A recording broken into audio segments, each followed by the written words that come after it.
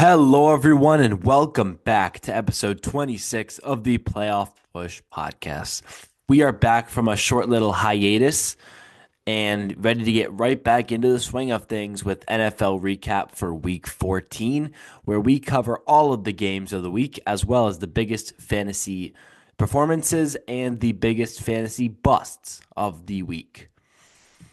So this is the first episode in about a week and a half, and it's great to be back. And I'm so excited for another NFL recap. And we will lead off in a big game: Detroit and Green Bay. Lions come out on top, advance to 12 and 1, 34-31 over the 9-4 Packers. And this Lions offense is just so unstoppable. Jared Goff, 32 for 41, 283 passing yards, 3 touchdowns, and 1 interception. Whereas Montgomery had a touchdown on the ground, 14 for 51, and the rushing touchdown. Gibbs was kind of held down in this game. 15 carries, 43 yards, as well as 6 for 30, and a touchdown through the air. 2 touchdowns, however, were caught by Tim Patrick, a guy who had not had a touchdown in, I believe, 3 years prior to this game, and then goes out and gets two in this one against Green Bay. Jordan Love didn't have an awful game, I guess. 12 for 20, 206 yards, 1 touchdown, no picks. But it was the Josh Jacobs show, and the only reason Green Bay was in this one. Jacobs, 18 for 66, 3 touchdowns through the ground. Jacobs has really taken advantage of this scenery change, heading from Vegas to Green Bay. And he's been putting up numbers not quite as good as Henry and Saquon. But, I mean, the guys who signed with new teams as halfbacks this offseason clearly making it work. Three of the best running backs in the league this year. But Detroit does come out on top in this one, 34-31. But both teams are easily playoff teams, so they will be here for a while longer. Second game, Pittsburgh and Cleveland. What many people thought was going to be a trap game ended up not being a trap. Pittsburgh wins 27-14. Actually, parallel records. Browns go 3-10. Pittsburgh go to 10-3. Jameis Winston with another mediocre Winston-esque game, 24 for 41, 212 yards, 2 touchdowns, and 2 picks. Those 2 touchdowns, one was to Jerry Jeudy, 5 catches, 64 yards, and the other was to David Njoku, his tight end, 7 for 42 and the touchdown. The running game was non-existent, 48 yards for Chubb, 28 for Ford, 28 for Winston. Just never got too much going. But Pittsburgh had a solid offensive game in this one. Wilson, 15 for 26, 158 yards, 2 touchdowns, and no picks through the air, as well as 17 yards on the ground. And Najee Harris added a rushing touchdown of his own, 16 for 53 and the tutty. Pat Freiermuth and Van Jefferson were the two receivers of the Russell Wilson passing touchdowns. Freiermuth, 3 for 48, actually Pittsburgh's leading receiver in this game, and Van Jefferson had 1 catch for 10 yards, being that touchdown reception. So Pittsburgh advances to 10-3, I believe, super close to clinching a playoff spot, as Cleveland falls to 3-10. Very unfortunate. This Winston train is very fun to watch go on, but unfortunately, I mean, he had 30 touchdowns, 30 picks for a reason. The man is inconsistent, but we'll see what he can do in these coming games. Heading on to game 3, New Orleans and the Giants. Giants gonna giant. A blocked field goal loses them. This one, 14-11. New Orleans wins. Derek Carr, not too good of a game. 20 for 31, 219 yards, 1 touchdown, 1 pick. Did get injured near the end of this game, though, so either Jake Haener or Spencer Rattler will be starting next week for the Saints. We have yet to see who it will be, but either or will be the option for week 15 of this Saints season. Alvin Kamara single-handedly lost me my fantasy season. 17 carries, 44 yards, 5 catches, 35 yards through the air. Only 12 points against this disastrous Giants defense. Dexter Lawrence was out. Bobby Okereke was out, and yet still only 12 fantasy points. An absolute disaster from Kamara. The one rushing touchdown was from Kendre Miller, 10 for 32 and the touchdown. And Carr's one passing touchdown was caught by Juwan Johnson, 4 for 50. That was about it for this Saints offense. The Giants offense stinks. Drew Lock, 21 for 49, 227, no touchdowns, and one pick. Tyrone Tracy had a rushing touchdown, 16 for 45 in the tutty. That was about it. Malik had 5 for 79. So Malik doing Malik things with Drew Lock at quarterback. Giants are a disaster. We need to rebuild this team, and every loss is one step closer to a better draft pick. So I will be hoping we lose out the rest of the season. New Orleans wins 14-11 over the Giants. Fourth game now, Miami and the Jets. This is an overtime game, but Miami does come out on top 32-26. Tua Tagovailoa has been a solid quarterback since he came back. A lot of people were trying to explain how the Dolphins should try to draft a quarterback, but Tua's actually been playing super well since coming back from IR. 33 for 47, 331 yards, 2 touchdowns, no picks. One touchdown was to Tyreek. He is back. 10 for 115 and a touchdown. The other was to tight end Jonnu Smith, who's having a legacy season down in Miami. Devon Achane also put up a solid game. 14 carries, 24 yards, and a rushing touchdown. Only 1.7 yards per carry, but did have 6 catches for 45 yards through the air as well. So Achane doing things to help Miami win, clearly winning this one. That was about it from offensive production. Waddle had 9 for 99 to get them in good position to score for that Achane rushing touchdown. Just an overall good game from the Miami offense. And the Jets had a pretty solid offensive game too. Rodgers, 27 for 39 for 339 yards. His first time eclipsing 300 yards passing in a couple years. He also had a touchdown and a no picks through the air. Garrett Wilson, 7 catches, 114 yards. Devontae, 9 for 109 and a touchdown. So the passing game was here for the big 2 receivers for the Jets, but still wasn't enough. A rushing touchdown was scored by Isaiah Davis, who had 10 for 40, along with Braylon Allen, who had 11 carries for 43 yards in Breece Hall's absence. But it was not enough. The Dolphins take this one 32-26, move up to 6-7. And I'm unsure, but I believe a playoff spot is still possible for Miami. So we will see how they finish off this season. As we move on to the next game, Jaguars-Titans, where can I even start?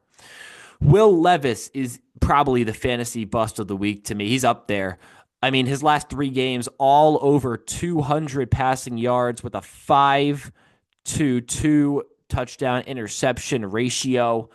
But this game, he blows. Just an awful game from Levis. 5 fantasy points, only 168 yards for the man, 19 for 32 for 168, and only 3 rushing yards on 1 carry. Just a disaster of a game from a guy who had 3 straight great games and then comes in to play one of the worst defenses in the league and totally poops the bed. And it stinks to see because Tennessee could have easily won this game. It's a 10-6 final in favor of Jacksonville, giving my Giants a better spot in the draft order for now. But Nick Westbrook-Akine's touchdown streak is snapped. 1 catch for 19 yards. However, he does still have 8 touchdowns on the year, which is incredible. I mean, I've said in a previous episode, I love this kid. I think he's so incredible. And I said it before he had this long streak. So, haha. But Calvin Ridley, 7 for 59. Tony Pollard, 21 carries, 102 yards. Still was not enough for a touchdown, as Jacksonville has 1 rushing touchdown from Tank Bigsby, 18 for 55. Mac Jones throws 2 picks, but still enough to win. Jacksonville comes out on top 10-6. Both teams are 3-10. Next one, Falcons-Vikings, the Sam Darnold legacy game. 22 for 28, 347 yards, 5 touchdowns, no picks. Jordan Addison, 8 catches, 133 yards, 3 touchdowns. Justin Jefferson, 7 catches, 132 yards, 2 touchdowns. What the hell? What a 1-2 punch, man. 15 receptions, 265 yards, and 5 touchdowns from Addison and Jefferson in this one, plus a rushing touchdown from Aaron Jones, 13 for 73 in the tutty. Just a great game for this Vikings offense. They drop 42 on the Atlanta Falcons and move up to 11-2 as they win this game 42-21 over the disastrous Kirk Cousins late season offense. Cousins 23 for 37, 344 yards, no touchdowns, 2 picks. But Bijan and Algier both got rushing touchdowns, 22 for 92 and a touchdown for Robinson, 9 for 63 and a touchdown for Algier. And Darnell Mooney, 6 catches, 142 yards. Drake London, 5 for 70. Ray McLeod, 8 for 98. Still was not enough for a passing touchdown for Kirk Cousins. Vikings double up the Falcons score once again, 42-21 in the Sam Darnold legacy game. Next one, Eagles, Panthers. How was this game so close? A man bet $3.1 million on the Eagles to beat the Panthers for only, I believe, right around a $400,000 gain if the Eagles won. Fortunately, they did, but they only won by a couple yards. Xavier Legette, I believe, went down around the 2-yard line at the end of the game, rolled into the end zone, believed he had it, but as NFL rules go, he was not in the end zone. So that fan lives to see his $3.5 million another day. Jalen Hurts, what an interesting stat line. 14 for 21, 108 passing yards, and 2 touchdowns to no picks. Don't explain how. I don't know. Saquon also craps the bed. 20 for 124 with no receiving upside. No catches for Saquon. Just a disaster of a game for someone like me trying to advance in the playoffs, and now I'm eliminated thanks to Jamar Chase, who's currently playing, so we'll get to that later. But the Birds do come out on top with a rushing touchdown from Jalen Hurts, 3 total touchdowns for number 1 on the Birds, 8 for 59 on the ground in addition to his passing stat line. Both passing touchdowns, one was caught by Devontae Smith, 4 for 37. The other was Grant Calcaterra, their usual backup tight end, but in the absence of Dallas Goedert, is taking the starting role, 3 for 16, and that touchdown reception. Bryce Young, unfortunately, could not get it. 19 for 34, 191 yards, 1 touchdown, and 1 pick. Super sad he couldn't make this upset happen. It would have been incredible to watch. Adam Thielen, 9 for 102. Chuba Hubbard with a touchdown on the ground, 26 for 92 and a touchdown. And Tommy Tremble had the passing touchdown for Bryce Young, 1 for 3 yards and a touchdown. But again, not enough. Carolina falls to Philadelphia, 22-16. Eagles move up to 11-2. Panthers fall to 3-10. Few games left here. Buccaneers, Raiders, Tampa wins it 28-13 over the 2-11 Vegas Raiders. Baker Mayfield, solid game. 18 for 29, 295 yards, 3 touchdowns, and 2 picks. But this was a Rachaad White legacy game. 17 carries, 90 yards, and a rushing touchdown, as well as 2 catches for 19 yards and a touchdown. I don't know if legacy game is the right term to use, but it's definitely his biggest game in a while. And the other 2 touchdowns in the passing game were added by rookie Jalen McMillan, one of 3 rookies this week to have 2 touchdowns, along with Rome Odunze, and who else was it? It was Isaac Guerendo of the Niners, who we will get to. But McMillan, 4 for 59 and 2 touchdowns. Everyone else, just a few catches for around 70, 60 yards. It was enough to win. Rachaad White and Jalen McMillan do the heavy lifting in the scoring game, and that was enough to win it over this disastrous Raiders offense. Desmond Ridder and Aiden O'Connell went 23 for around 37 with 200 yards and 1 pick. The 1 touchdown was a rushing TD from Aiden O'Connell, and that was about it. This Raiders offense stinks. They are awful. They fall again, 2-11. Tampa moves up and I believe take the lead in the NFC South.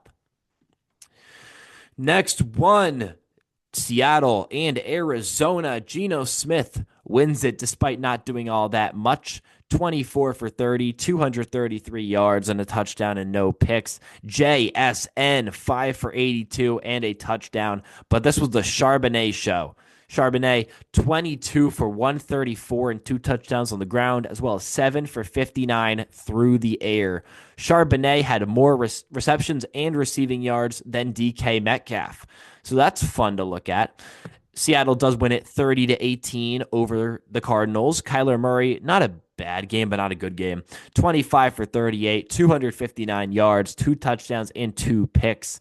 Those touchdowns were to Michael Wilson, who had 2 for 57, and James Conner, who had 4 for 32 through the air, in addition to 90 yards on the ground. But again, Seattle advances to 8-5. Cardinals fall to 6-7, and the Seahawks win it 30-18 and take the lead in the NFC West, or remain with the lead. As our next game is the game that everyone was interested in. 49ers Bears. San Fran wins it 38-13, move up to 6-7 for the Gold Rushers, and the Bears fall to 4-9. Brock Purdy, 20 for 25, 325, 2 touchdowns, no picks. Game Manager Hall of Fame, Isaac Guerendo. First NFL start with Jordan Mason and Christian McCaffrey being placed on IR, and boy, did he make it count. On the ground, 15 carries, 78 yards, 2 touchdowns, in addition to 2 catches for 50 yards through the air, putting up incredible fantasy numbers. Again, benched him. That's why I'm eliminated from fantasy. Whoop-de-doo. But another rushing touchdown came in from Patrick Taylor when Guerendo went down. 7 carries, 25 yards, and the touchdown for Taylor. Debo silent once again, 2 for 22. However, George Kittle and Juwan Jennings did their thing. Kittle, 6 for 151. Jennings, 7 for 90, and 2 receiving touchdowns. This Niners offense looked potent once again, but Debo Samuel still MIA, nowhere to be found. Caleb Williams, 17 for 23, 134 yards, 2 touchdowns, no picks. Both touchdowns caught by Rome Odunze. As I said earlier, 4 catches, 42 yards. DJ Moore at 6 for 49. No rushing game. That was probably why they couldn't get any offense going until late in this game. No points in the first half of the Bears. I believe only 5 net yards. I feel like I saw that somewhere. But San Fran comes out on top 38-13. This Niners offense is heating back up. And now we get to Bills-Rams, the game of the week. Los Angeles beats Buffalo 44-42. Rams up to 7-6, second place in the NFC West. Bills fall to 10-3. Josh Allen, low-key, puts up one of the best fantasy performances of all time. Wow, 22 for 37, 342 yards through the air, 3 touchdowns, no picks. You're like, that's great. How about 3 rushing touchdowns too? 6 total touchdowns for Josh Allen, over 400 yards. I mean, this guy's insane, putting up 51.88 fantasy points in PPR scoring. What a game from Allen. But, you know, you giveth and you taketh. James Cook was absolutely silent. 4.9 fantasy points in most leagues. Only 6 carries for 20 yards, in addition to 2 catches for 9 yards. Just gone. He vanished. But those 3 receiving touchdowns, one was caught by Khalil Shakir, 5 for 106 in the tutty. The other 2, one by Mac Hollins, 4 for 57, and Ty Johnson through the air, 2 for 55 and a touchdown receiving for the halfback. So despite the Bills putting up 42 points, cannot surmount this Rams offense. Stafford, 23 for 30, 320 yards, 2 touchdowns, no picks. 1 receiving touchdown was by Puka Nacua, 12 catches, 162 yards, and the touchdown. And the other was by Cooper Kupp, another guy who I benched this week, 5 for 92 and the touchdown. 3 rushing touchdowns as well. Kyren Williams, 29 for 87 and 2 rushing TDs. And the other rushing touchdown was not Blake Corum. It was Puka Nacua again. Nacua, 5 carries somehow, 16 yards, and the rushing touchdown. And that was enough to take down Josh Allen's 6-touchdown game and the Buffalo Bills. The Rams win it 44-42 over Buffalo. 2 games left to cover. Sunday Night Football, Kansas City and the Chargers. What do you know? Kansas City wins with their devil magic again. What a disaster of a drive to win Kansas City the game. So many missed holding calls and false starts. And Matthew Wright dings it off the left upright in. I mean, man, Devil Magic does its job. Patty Mahomes, 24 for 37, 210 yards, 1 touchdown, and no picks. That touchdown was to D-Hop Nook. DeAndre Hopkins, 4 for 32, and the tutty. Nobody else in the passing game really did too much. They all got, double-digit receiving yards, but no one too notable. Rushing game wasn't all that either. Just everyone was getting the ball spread around, and it was enough to win 19-17 over the Chargers. Chiefs advance to 12-1. Chargers fall to 8-5. Herbert, 21 for 30, 213 yards, a touchdown, and no picks. That touchdown was to Quentin Johnston, Mr. Butterfingers himself. 5 catches for 48 yards. Josh Palmer had a good game too. 6 catches, 78 yards. And it was a rushing touchdown by Gus Edwards to keep it close. But shout out to Matthew Wright, the Chiefs kicker, man. 4 for 4 on field goals with a long of 50 yards, responsible for 13 of the Chiefs' 19 points. What a game it was for Matthew Wright, and he was the decider as Kansas City wins 19-17.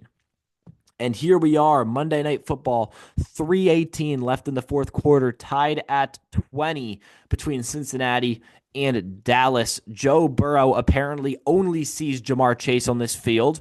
I'm playing Jamar Chase, and that's why I lost. I'm repeating this over and over. I'm so pissed that I lost. But it is what it is. Burrow, 30 for 41, 315 yards, 2 touchdowns, 1 pick. And what am I saying? Jamar Chase, 13 for 137 and a touchdown, as well as 1 rush for 14 yards. Chase Brown's having a good game too. 13 for 48 on the ground, as well as 5 for 58 and a touchdown through the air. But Dallas is putting up a good fight too. Cooper Rush, same touchdown interception ratio of 2-1, 14 for 28, 160 yards, 2 touchdowns, 1 pick for Rush. Good name for a quarterback.